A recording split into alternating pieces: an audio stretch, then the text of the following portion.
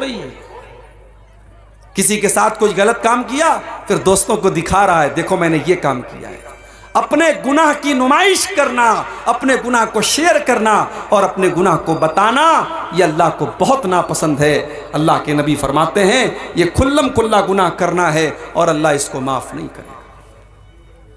तो अगर दिल में खटक पैदा हो रही है, अगर गुनाह करने के बाद अल्लाह याद आ रहा है, हम आदम की औलाद हैं मेरे भाई, हम इंसान हैं, हम फरिश्ते नहीं हैं। इंसान से गुनाह हो सकता है, गलती हो सकती है, लेकिन बेहतरीन खताकार वो है जो गुनाह करने के बाद अल्लाह से माफी मांग ले, तौबा करे। और जब दिल में ईमान होता है तो इंसान के दिल में तौबा का ख्याल जरूर आता है। अल्लाह के नबी साहबा के साथ बैठे हुए एक औरत आती है, अय अल्लाह के नबी इन्नी असब्तु ज़िना, मैंने ज़िना किया है, तहिरनी, मुझे पाक कर दीजिए।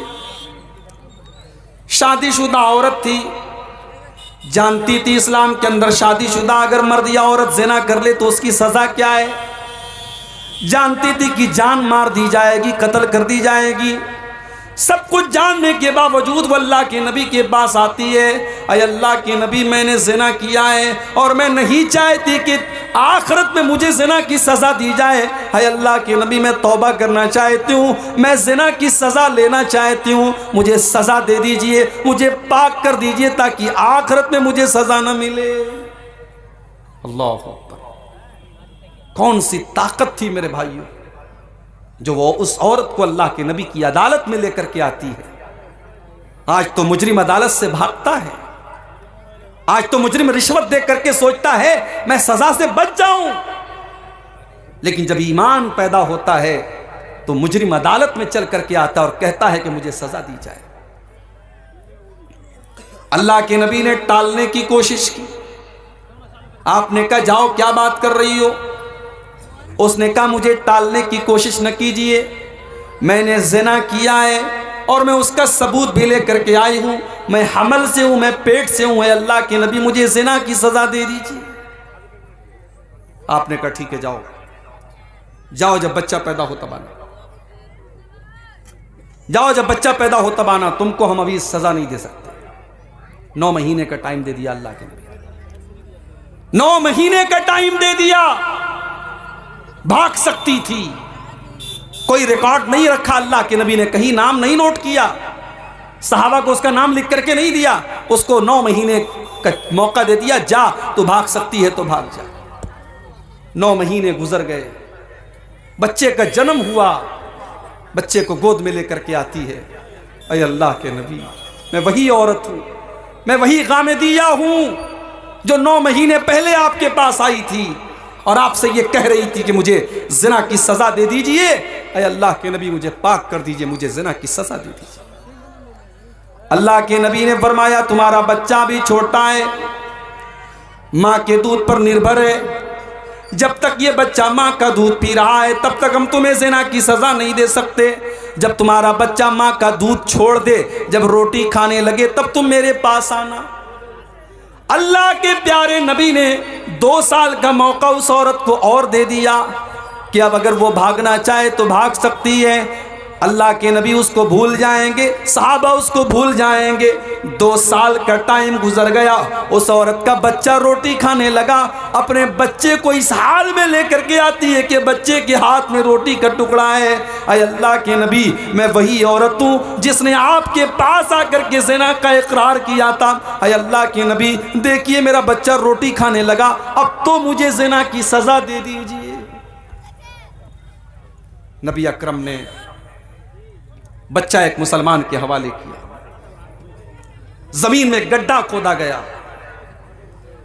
उस औरत का आधा धड़ गड्ढे में डाला गया, सहाबे किराम के हाथों में पत्थर दे दिए गए और पत्थरों से मार मार के उस औरत को खत्म किया। कभी आपने तसव्वुर किया है ज़िना की ये सजा? मुझे याद आता है राज ठाकरे ने एक मर्तबा कहा था, जब दिल्ली के अंदर चलती बस पर एक लड़की का ज़िना किया के साथ रेप किया गया, और सिर्फ रेप ही नहीं किया गया, बल्कि जानवरों की तरह उस लड़की के साथ, उस औरत के साथ सलूक किया गया और पूरे भारत में उस केस को निर्भया कांड के नाम से याद किया गया। तो राज ठाकरे ने उस मौके पर कहा था कि रेप करने वालों को वही सजा देनी चाहिए जो इस्लाम देता है। मगर यहां एक बात नोट कर लो, हमारे यहां जब रेप की बात आती है तो रेप का मतलब होता है बलात्कार, रेप का मतलब होता है जबरदस्ती किसी के साथ ताल्लुक कायम करना। मगर इस्लाम यह कहता है कि अगर एक मर्द और एक औरत इल्लीगल तरीके से, गैर कानूनी तरीके से अगर आपस की सहमति से भी ताल्लुक बनाते हैं तो वो भी रेप ही कहलाएगा, वो भी जिना ही कहलाएगा। ये अलग बात है कि हमारी अदालतों में अगर आपस में सहमति से ताल्लुक कायम होता है तो उसको रेप नहीं माना जाता है। मगर इस्लाम की नज़र में अगर बगैर शादी के और बगैर शरई तरीके के अगर मर्द और औरत का मिलन होता है तो वह जिना ही कहलाएगा, चाहे वो सहमति के जरिए हो चाहे वो ज़बरदस्ती हो, और दोनों को सज़ा दी जाए। हाँ, ज़बरदस्ती होगी तो रेप करने वाले को सजा मिलेगी, औरत को नहीं मिलेगी। लेकिन आपस की सहमति से हुआ है जिना तो दोनों को सजा मिलेगी। अगर कुंवारे लोग जिना करेंगे तो 100 कोड़े की सजा दी जाएगी और 1 साल के लिए शहर से निकाल दिया जाएगा। और अगर शादीशुदा मर्द और औरत जिना करेंगे तो इस्लामी कानून के अंदर सजा यह है कि उसको पत्थरों से मार मार के खत्म कर दिया जाए। जब उस औरत को जिना की सजा दी जा रही थी, हदीस के अल्फाज हैं, हजरत खालिद बिन वलीद रजी अल्लाह ताला अन्हु भी पत्थर मारने वालों में शामिल थे। जब उन्होंने पत्थर मारा तो उस औरत के खून के कुछ छींटे हजरत खालिद बिन वलीद के कपड़े पर आ गए। उनकी जुबान से कुछ नासेबा कलमात उस औरत के बारे में निकल गए कि कैसी नापाक औरत के खून के छींटे मेरे कपड़े पर आ गए। अल्लाह के प्यारे नबी के कानों में हजरत खालिद बिन वलीद के जुमले पड़ गए। आपने फरमाया, महलन या खालिद, ऐ खालिद खबरदार खबरदार, लक़द ताबत तौबतन लौ ताबहा साहिब मुहसिन लगुफिर लहू। ऐ खालिद, इस औरत ने इतनी सच्ची तौबा की है, अगर कोई चोर, कोई डाकू, कोई लुटेरा भी अगर ये तौबा कर लेता तो अल्लाह उसको माफ़ कर देता। और एक हदीस के अल्फाज में यह है कि अगर मदीना के 70 गुनहगार भी ये तौबा कर लेते तो अल्लाह ताला 70 गुनहगारों की तौबा को कबूल कर लेता। इसने इतनी पावरफुल तौबा की है। गुनाह का होना ये बड़ी बात नहीं है, गुनाह के बाद इंसान तौबा कर ले ये बड़ी बात है। इसीलिए अल्लाह फरमाता है, वल्लज़ीना इज़ा फ़अलू फ़ाहिशतन, मेरे मुत्तकी बंदे तो वो हैं जब उनसे कोई गलत काम हो जाता है, औ ज़लमू अनफुसहुम, या वो अपनी जान के ऊपर जुल्म कर लेते हैं, ज़करुल्लाह, तो उनको अल्लाह याद आता है। गलत काम करने के टाइम अल्लाह का याद आना, अल्लाह का डर दिल में पैदा हो जाना, ये बहुत बड़ी बात है मेरे भाई। बड़ा मशहूर वाक़या आपने सुना होगा, गार वालों का वाक़या, जो 3 लोग एक गार में जाकर के फंस गए थे और तीनों ने आपस में तय किया था कि हम अल्लाह से दुआ करेंगे अपने अपने नेक अमल का वसीला लगा करके, हो सकता है कि अल्लाह हमारी इस मुसीबत को दूर कर दे। उन 3 लोगों में से एक इंसान ने यह दुआ की थी कि अल्लाह, मेरी एक चचाजाद बहन थी, मेरे चचा की लड़की थी, मैं उससे बहुत ज़्यादा मोहब्बत करता था। एक मर्द एक औरत से जितनी मोहब्बत कर सकता है मैं उस औरत से बेइंतहा मोहब्बत करता था। मैं उस लड़की को हासिल करना चाहता था, मैं उसके साथ अपनी शहवत को पूरी करना चाहता था, मगर मेरे पास कोई कंट्रोल नहीं था।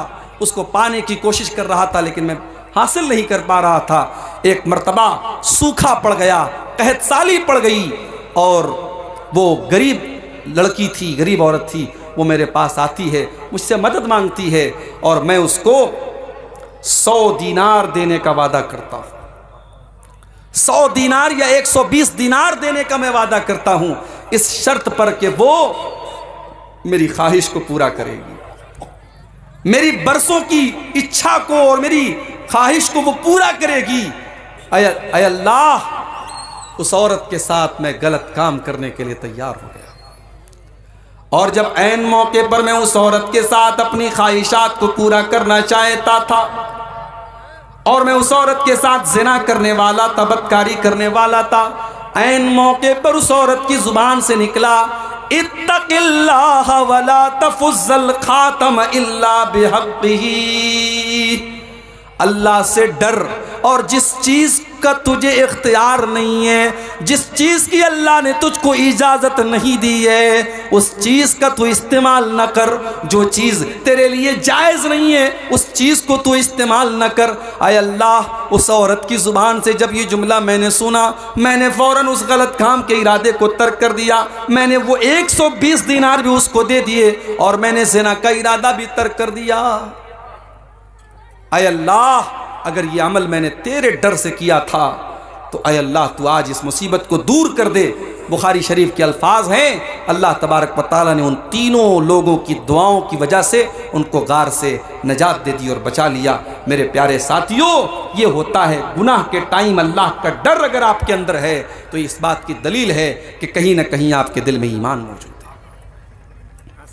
अल्लाह ने फरमाया, जब उनसे कोई गलत काम हो जाता है तो वो अल्लाह को याद करते हैं। वलम युसिर्रु अला मा फ़अलू वहुम यालमून, और वो अपने गुनाह के ऊपर जमे नहीं रहते हैं, अपने गुनाह के ऊपर वो डटे नहीं रहते हैं। अच्छा, तौबा का मतलब क्या होता है? कभी आपने गौर किया इस पर? तौबा किसको कहते हैं? बहुत सारे लोग ये समझते हैं कि तौबा का मतलब या अल्लाह तौबा, या अल्लाह तौबा, या अल्लाह तौबा। अगर कोई जुबान से